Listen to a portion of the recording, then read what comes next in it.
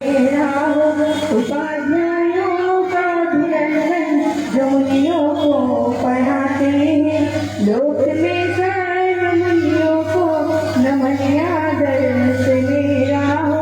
मेरे गुरुवर मुझे पीछे से आशीर्वाद दे देना, सदू अपने ही कदमों से हुनर वो साथ दे देना। बिने हसरत कभी हरदम तेरा दीदार हो दिल में, समाधि के समय आकर मुझे आवाज दे देना। नमन हरिहंस को मेरा, सभी तीर्थों को मेरा हो। बोले परम आचार्य गुरु आचार्य अनुभव सागर जी महाराज जी की, बोले निरापद समान मुनि एक आचार्य विद्यासागर जी महाराज जी की, मुनि संघ की।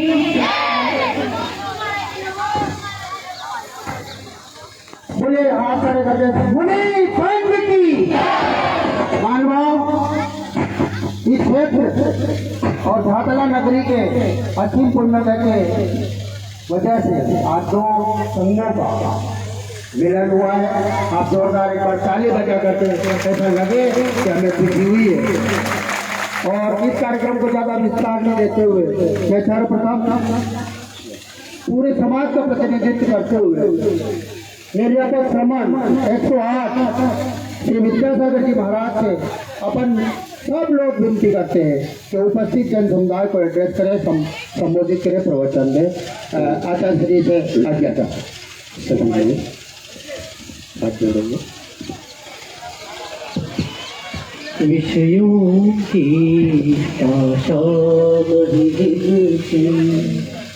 साम्य भाव धन रखते हैं, निज पर हित साधक जो निष्ठिन तत्पर रहते हैं। स्वार्थ त्याग की कठिन तपस्या बिना खेद जो करते हैं, ऐसे ज्ञानी साधु जगत के दुख समूह को हरते हैं। रहे सदा सत्संग उन्हीं का, ध्यान उन्हीं का नित्य रहे। उन्हीं जैसी फरियादें चित्त सदा रख रहे। पंच परमेष्ठी भगवान द्वादशांग जिनवानी माता, चारित्री चक्रवर्ती समाधि सम्राट मुनिकुल पितामह 20वीं शताब्दी के प्रथम आचार्य भगवान श्री शांति सागर जी मुनि महाराज, अध्यात्म सरोवर के राजहंस आचार्य भगवान श्री विद्यासागर जी मुनि महाराज, दीक्षा गुरु शांत मूर्ति वात्सल्य रत्नाकर गुरुवर आचार्य भगवान श्री सन्मति सागर जी मुनि महाराज, पूज्य आचार्य वर्य श्री वर्धमान सागर जी मुनि महाराज की, पूज्य आचार्य वर्य श्री अनुभव सागर जी महाराज की, अहिंसा परमो धर्म।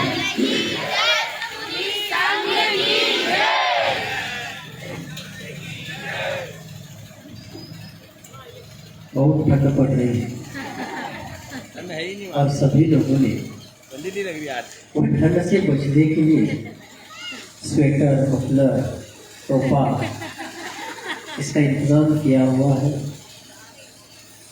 किंतु मूक माटी महाकाव्य में आचार्य विद्यासागर जी महाराज लिखते हैं, सुन रहे होगे? क्या सुन रहे हो? कान से कि ध्यान से? तो आचार्य महाराज ने कहा है, कम बल वाले ही कंबल वाले होते हैं और काम के दास होते हैं। हम बल वाले हैं, राम के पास सोते हैं और राम के दास होते हैं। अर्थात जिनका सहन करने का बल कम होता है वे लोग भी इस प्रकार का प्रबंधन करते हैं। किंतु इस कड़ाके की सर्दी में उसे में जो मावट जी कहते हैं ना, ये बारिश में ठंड में पड़ने वाली, इस मावट में कोहरा वगैरह इतनी प्रतिकूलता है, किंतु पूज्य आचार्य महाराज संघ सहित ऐसी प्रतिकूलताओं में भी ध्यान कर रहे हैं क्योंकि साधक जो होता है उसका लक्ष्य साधना होता है, उसका लक्ष्य आध्यात्मिक आनंद होता है। भौतिक प्रतिकूलताओं का असर साधक के ऊपर भी पड़ता है, किंतु फिर भी साधक का मनोबल ऊंचा होने से और प्रतिकूलताओं को झेलते हुए जीतते हुए वह साधक निरंतर अपने लक्ष्य की ओर आगे बढ़ता रहता है। इसलिए निर्ग्रंथ दिगंबर जैन मुनि आने वाली सभी तरह की बाधाएं उपसर्ग परिश्रमों को अपने आत्मबल से यथाशक्ति जीतता हुआ सहता हुआ अपने लक्ष्य की ओर बढ़ता है। एक विचारक को एक जगह पर पूछा गया कि इंडिया और भारत में क्या अंतर है। क्या प्रश्न पूछा? इंडिया और भारत में क्या अंतर है? तो उन्होंने कहा जो साधनों में जीता है वह इंडिया है और जो साधना में जीता है वह भारत है। भारतीय परंपरा, भारतीय संस्कृति प्राचीन काल से तीर्थंकरों की, ऋषि संतों की भूमि है। बड़े बड़े महान निर्धंत श्रमणों ने इस धरा पर अपने तपोपूत साधना के माध्यम से अपने आत्महित के साथ साथ प्राणी मात्र के हित का मार्ग प्रशस्त किया था, आज भी कर रहे हैं और आगामी पंचम काल के अंतिम पर्व पड़ाव तक निरंतर इस धरती को पवित्र करते हुए रत्नत्र स्वरूप मोक्ष मार्ग की प्रभावना निर्ग्रंथ दिगंबर मुनिजन करते रहेंगे। किंतु आप सभी भी ऐसे मुनिजनों से अपने जीवन को प्रेरित करते हुए अपने आप को मोक्ष मार्ग की ओर बढ़ाने का प्रयास करें। पूजनीय महाराज विहार करते हुए बहुत दूर से आ रहे हैं, अभी बहुत विलंब हुआ है। वास्तव में उन्हीं की वाणी सुननी थी किंतु उनकी आज्ञा थी, इसलिए मुझे बोलना पड़ा। साधु संतों का एक नेक से मिलना यह एक बहुत बड़ी उपलब्धि होती है, क्योंकि साधु संतों का विहार हवा के जैसे होता है। हवा किस तरफ रुख करे, किस तरफ मुड़ जाए, किस तरफ चली जाए, इसका कोई आता पता ठिकाना नहीं होता है। और उसके साथ साथ पैदल विहार करने वाले साधु संत एक बार किसी दिशा में निकल गए तो फिर से कभी मिलना होता है नहीं होता है।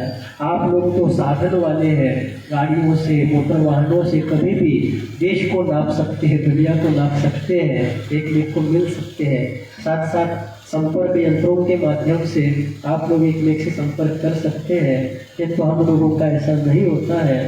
कब कहाँ मिलना होता है नहीं होता है। आज मिले हैं, जीवन में फिर कभी मिलना होगा नहीं होगा इसकी भी कोई गारंटी नहीं है।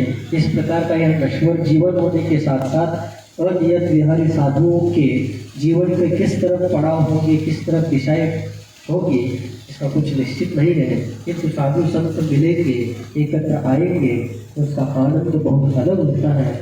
इसको शास्त्र में वात्सल्य अंग के अंतर्गत सम्यक दर्शन के एक अंग के रूप में वर्णित किया गया है। साथ साथ 16 कारण भावनाओं में भी एक भावना आती है प्रवचन वात्सल्य भावना, अर्थात साधर्मियों के प्रति, अपने धर्मात्मा जनों के प्रति, अथवा एक उदात्त दृष्टि से देखा जाए धर्म को चेतना धर्म के आधार से परिभाषित किया जाए। चैतन्य ही जीव का धर्म है, चैतन्य ही जीव का स्वभाव है, तो संसार का प्रत्येक जीव देवों से लेकर अहमित्र तक साधर्मी हो जाएगा। इसलिए सत्वेश मैत्री उदात्त भावना के अंतर्गत संपूर्ण प्राणी मात्र के प्रति वात्सल्य भाव, सबके हित का भाव रख करके प्राणी मात्र यदि इस प्रकार अपने परिणामों को निर्मल बनाते हैं तो आचार्य कहते हैं दर्शन विशुद्धि पूर्वक किए गए इस प्रकार के परिणामों से केवली शुद्ध केवली के पाद मूल में तीर्थंकर प्रकृति तक का बंध हो जाता है। तीर्थंकर प्रकृति छोड़ दीजिए, तीर्थंकर बनना रहने दीजिए। हम रत्नत्रय धर्म की शरण में आकर के अपने जीवन को कम से कम तीर्थ रूप तो बना ही सकते हैं, ऐसा आगम का उपदेश है। पूजनीय महाराज बहुत दूर से आए हुए हैं, उनका स्वास्थ्य, साधना और संघ की सब प्रकार की अनुकूलता बनी रहे, उनके विहार में किसी प्रकार का व्यवधान न आए और आप लोगों को उनका दीर्घकालिक सानिध्य मिले। इस प्रकार आपकी ओर से भी मैं उनके चरणों में निवेदन करते हुए उनको याद करता हूँ। मेरी अहिंसा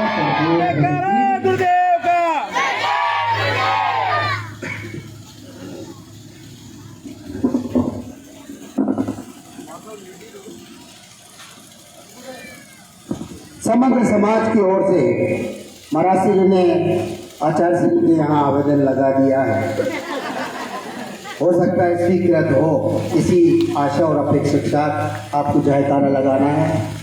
आचार्य 108 श्री अनुभव सागर जी महाराज की, मुनि श्री विद्यासागर जी महाराज की, दोनों मुनि संघ की प्रवचन की श्रृंखला में आप सभी एक बार जोरदार ताली बजाए ताकि महाराज श्री जी को अपन सुनना चाह रहे हैं। पूरे पांडाल का प्रतिनिधित्व करते हुए महाराज श्री आचार्य श्री से निवेदन करेंगे। हम सभी करबद्ध प्रार्थना करेंगे, रिक्वेस्ट करेंगे, अरदास करेंगे कि उपस्थित जन समुदाय को संबोधित करें और शेष बचे जीवन को धन्य करने का कृपा करें। जय हिंद।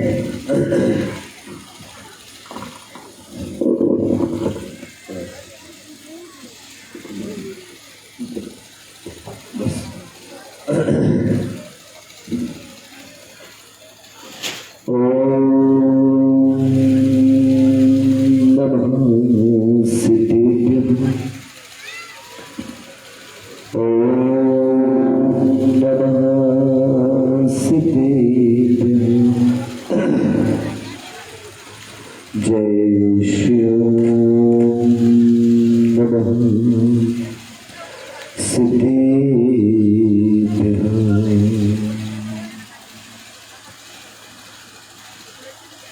मंगलम भगवान वीरो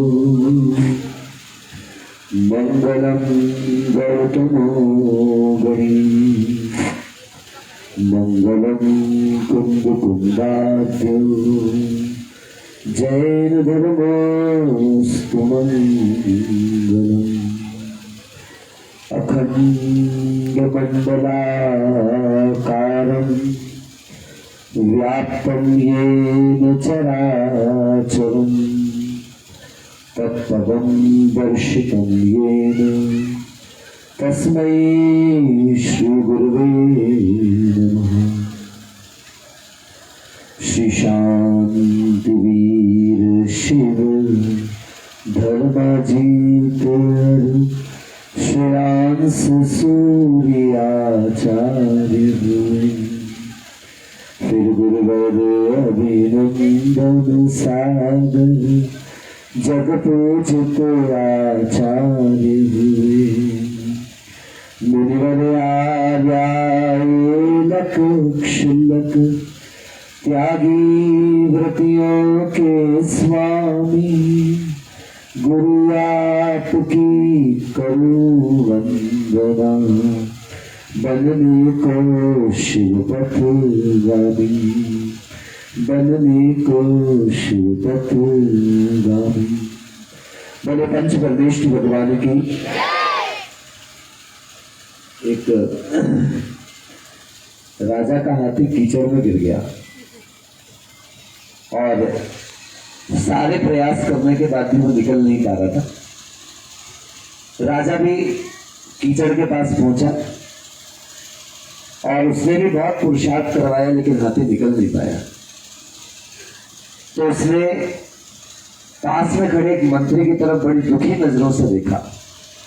मंत्री कहता है, महाराज बुरा मत मानना, लेकिन अगर मेरी एक सलाह माने तो आप ऐसा काम कर दीजिए।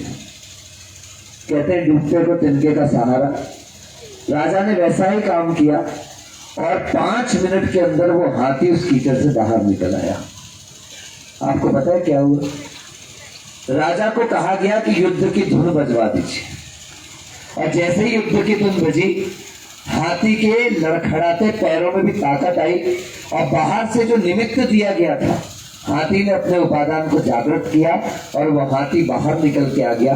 आपका जयकारा भी ऐसा ही निमित्त है कि हम जो थक करके चले आए हैं, ताली बजाने नहीं काम है आपको, हम जो थक के चले आए हैं आपके जयकारे से ताकत मिलेगी।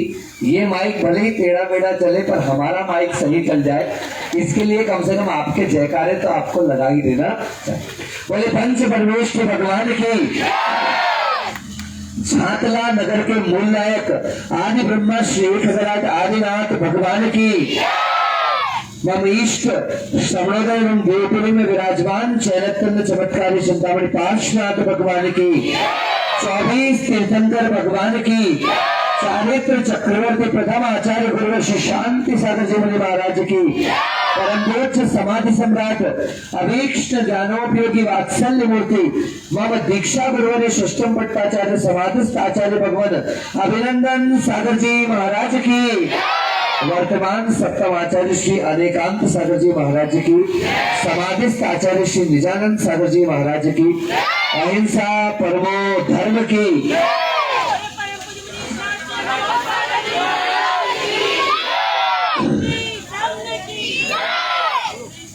आज से 1 वर्ष पूर्व 16 दिसंबर 2020 जब सारी दुनिया कोरोना महामारी की चपेट में निरंतर पीड़ा का अनुभव कर रही थी, उस समय मुझ अनुभव सागर को जीवन का सबसे बड़ा सुख प्राप्त हुआ था। इतने बड़े जीवन में जिनके सानिध्य में कई बार कई वर्षों तक रहने का मौका मिला, लेकिन उस अनुभव से भी कहीं बड़ा अनुभव पिछले वर्ष 16 दिसंबर को तब हुआ जब नेमावर में पूज्य आचार्य भगवंत श्री विद्यासागर जी महाराज की चरण रज को अपने माथे पर लगाने का सौभाग्य था। आज 1 साल पूरे हो गए, 28 दिसंबर है। न सही आचार्य विद्यासागर जी महाराज उन्हीं के प्रांत के, उन्हीं के नाम के, और ऐसा पूरा विश्वास रखते हुए कि उनकी ही परछाई बनने की कोशिश में निरंतर चलते हुए आज इन मुनि विद्यासागर जी महाराज का हमें यह मंगल मिलन आपके साथ आपके सम्मुख हुआ। बंधु, कई सुना था, आपने भी कई बार सुना होगा कि जब बसंत आता है तो प्रकृति मुस्कुराती है, लेकिन जब संतों का आगमन और मिलन होता है तो सारी की सारी संस्कृति मुस्कुरा जाती है। आखिर ऐसा क्या है कि संत के आने से प्रकृति संस्कृति सब लहलहा जाती है? तो किसी चिंतक की बात मुझे याद आती है, if there is light in the soul there will be beauty in the person, if there is beauty in the person there will be harmony in the house, and if there is harmony in the house there will be order in the nation, and if there is order in the nation there will be peace in the world। बहुत सरल सा सूत्र है, भाषा भले ही अलग हो, लेकिन दिगंबर जैनाचार्यों ने अपने शब्दों में इसे प्रस्तुत किया। भगवान कुंद कुंद देव ने हमारे सामने रखा, आद हिदम कादव्यम जम सक्कई पर हिदम च कादव्यम, आद हिद पर हिदादो आद हिदम शुद्ध कायव्यम। कि हे श्रवण, तुझे आत्मा का हित करना चाहिए, और अगर आत्महित के साथ पर का हित संभव हो तो तुझे पर के हित में भी संलग्न होना चाहिए। लेकिन जब चुनाव करने की बात हो कि आत्महित करना है अथवा पर हित करना है, तो हे श्रवण, तुझे निश्चित रूप से सिर्फ और सिर्फ अपनी आत्मा का हित करना चाहिए। मुख्य मार्ग आत्मा के हित का है और सहकारी मार्ग उसके साथ पर के हित का भी है। तो विचारक कहता है, if there is light in the soul, अगर अपनी आत्मा में प्रकाश है तो हमारे व्यक्तित्व में एक सुंदरता होगी। अगर हमारे व्यक्तित्व में सुंदरता है तो हमारे घर में एक संगीत होगा। हमारे घर में संगीत है तो निश्चित रूप से उसकी लहरें सारे देश में होंगी, और अगर उसकी लहरें सारे देश में है तो सारे विश्व में शांति होने से कोई रोक नहीं सकता। लेकिन शर्त है, क्या शर्त है? बोलो जल्दी से। भगवान महावीर का क्या संदेश? फिर से बोलो, एक बार और बोलो। इसको उल्टा कर देते हैं, जीने दो और सब लफड़ा पड़ जाएगा, सारा उपदेश व्यर्थ चला जाएगा। भगवान महावीर ने कहा है, जो स्वयं जीता है वही दूसरे को जीने का रास्ता बता सकता है। जिसे स्वयं जीना नहीं आता वो कभी दूसरे को जीने का मार्ग नहीं बता सकता।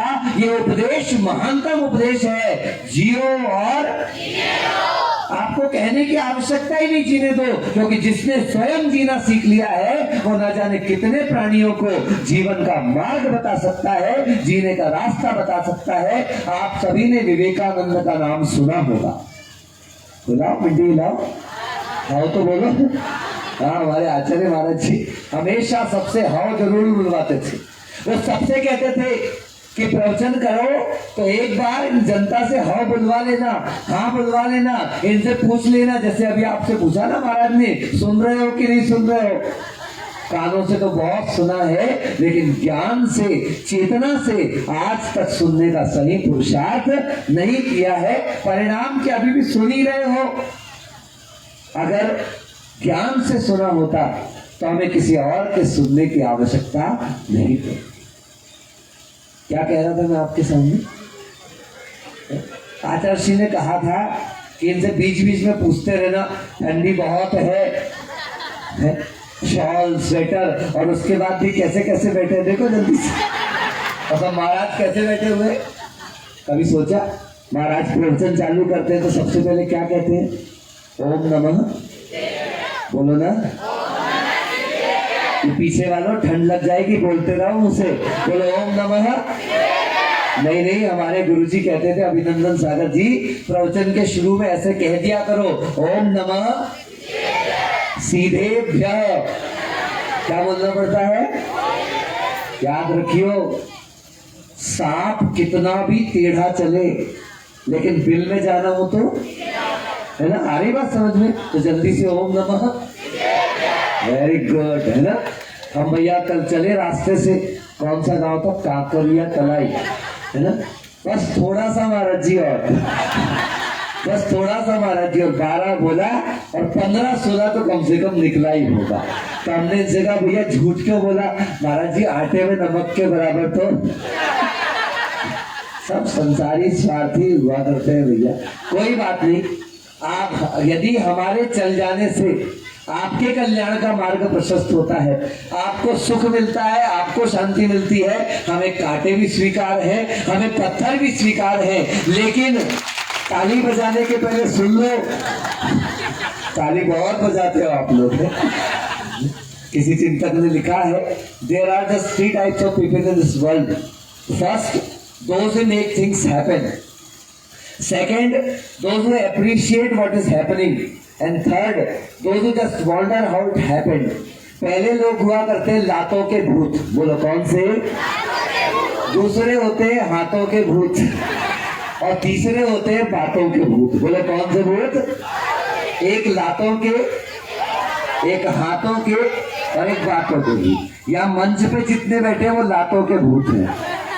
महाराज जी ऐसी बात? हाँ सुनो तो, जो स्वयं चल करके दिखाते हैं, हो करके दिखाते हैं। भूत शब्द का अर्थ सिर्फ अतीत नहीं है, भूत शब्द का अर्थ होने के अर्थ में है। इसलिए जो स्वयं चल करके दिखाते हैं, action speaks louder than words. ये जो चल के दिखाया कर रहे हैं, प्रयोग करके आपको दिखा रहे हैं, वो लातों के भूत हैं। और हमारी बातों में जो बता देते हैं वो, और जैसे मुंह फाड़ के देखते रहते हैं वो।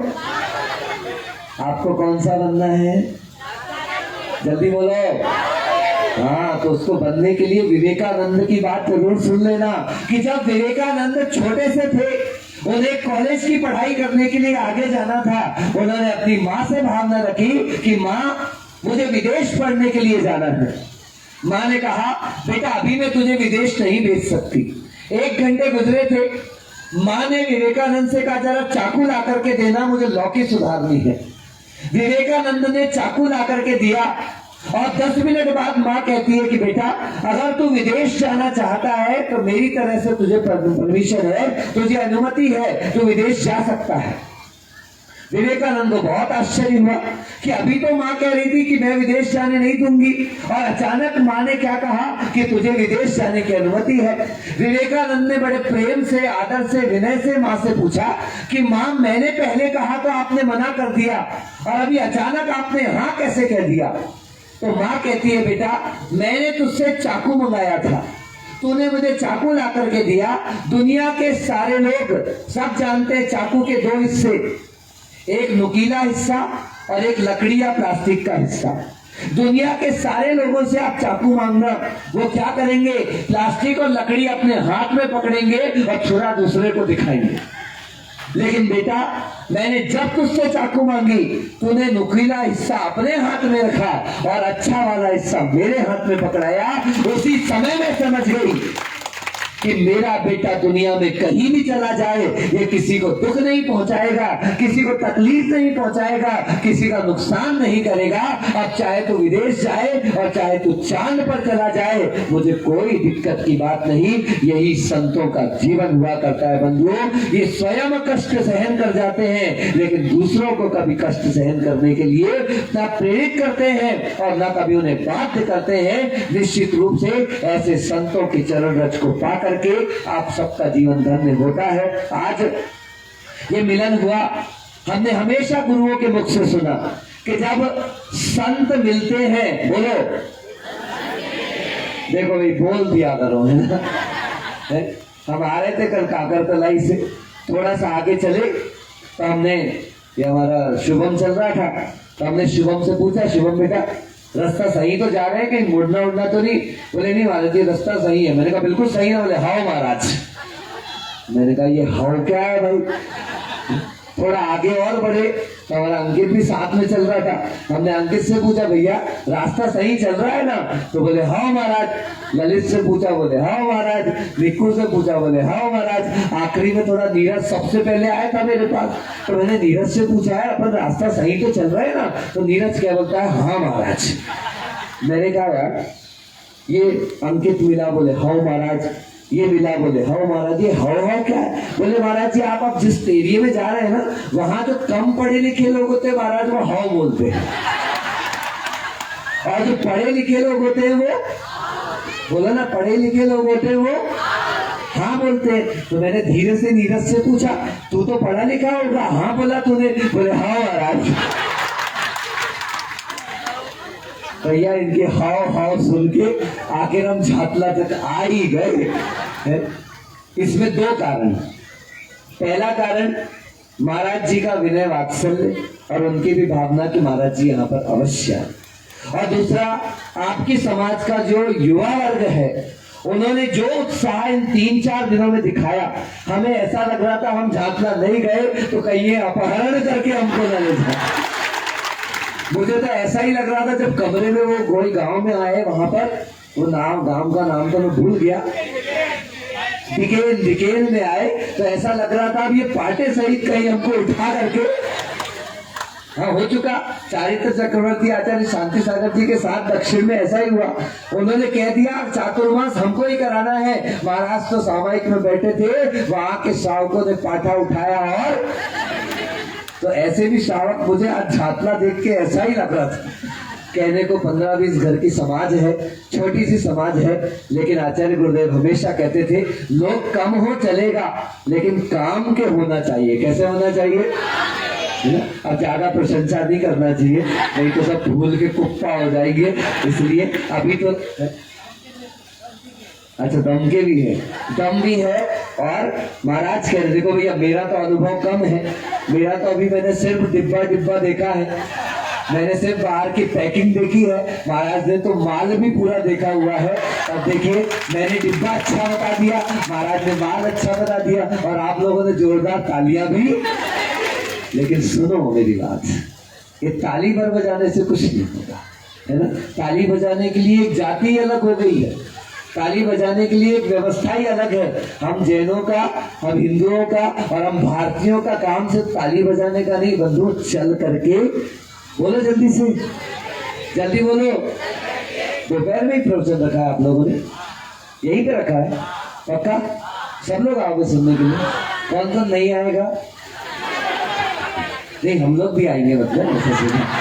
तो ऐसा करते हैं, अभी इतना ही रखते हैं, अभी लंबा चल करके आए हैं। हमने देखा भैया गृहस्थों के यहाँ मेहमान आते हैं तो चाय पानी पूछते हैं। गृहस्थों के यहाँ मेहमान आते हैं तो क्या पूछते हो? चाय पानी पूछते हो। और संत आते हैं तो उनकी वाणी पूछते हो। माइक लगा के रख दे तो महाराज बाकी सब तो बाद में, पहले सुनाओ, अच्छा सुनाओगे तो अच्छा।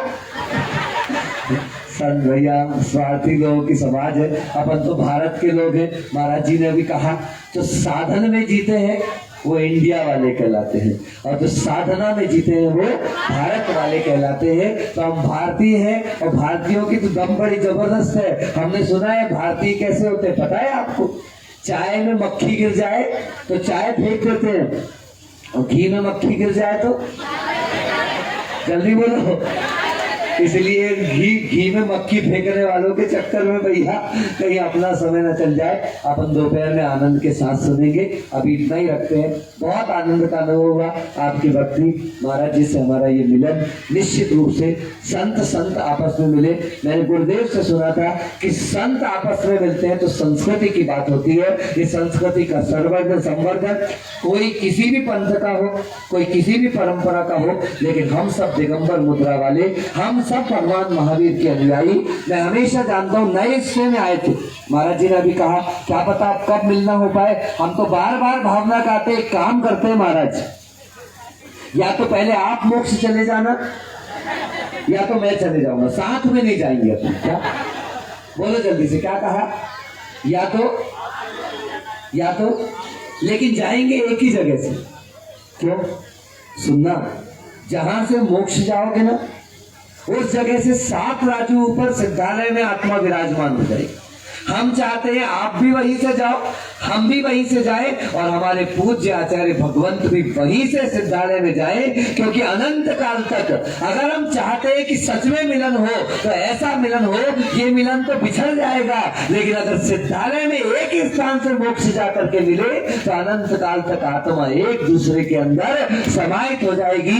ऐसा मिलन एक बार हो जाए तो ऐसा मिलन जीवन भर के लिए आनंददायक हो जाए। इन्हीं भावनाओं के साथ कि संतों का मिलन हमें आप सभी को जीवन के आनंद की ओर ले जाए। बोले गुरुवर आचार्य अभिनंदन सागर जी महाराज की।